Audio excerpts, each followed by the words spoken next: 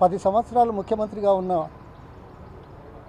పెద్ద మనిషికి వ్యక్తికి నోటీసులు ఇచ్చారని మీరు అంటున్నారు ఈరోజు. అవునా? నోటీసులా? దేనికోసం? ఎప్పుడు ఏర్పాటైందా ఈ సిట్టు? ఈ కొత్త ప్రభుత్వం వచ్చిన తర్వాత దాదాపు సంవత్సరంన్నర దాటింది కదా. 2 ఏళ్ళు అవుతుంది. అది 2 సంవత్సరాలు అయింది.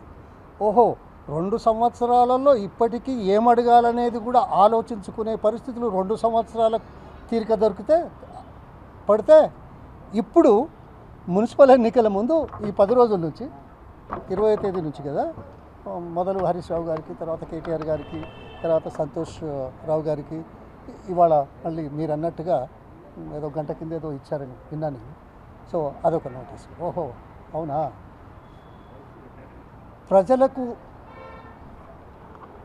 వాస్తవాలు తెలియజేయడానికి చేస్తున్న అంశాలు ఒకటైతే, ప్రజల దృష్టిని మరల్చడానికి చేసే విషయాలు మరో రకంగా ఉన్నాయనేది చాలా స్పష్టంగా ఉంది.